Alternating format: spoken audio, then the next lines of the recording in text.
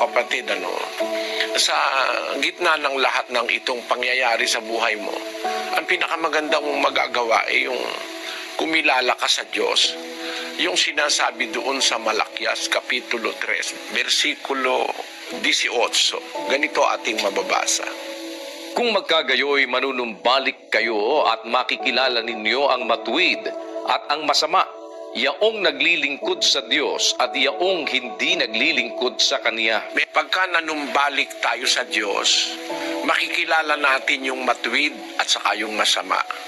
Yung naglilingkod sa Diyos at yung hindi naglilingkod sa Kanya.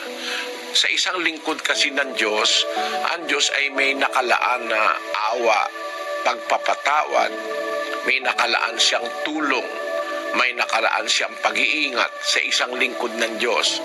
Doon sa awit, sa 34, ganito ang nakasulat doon.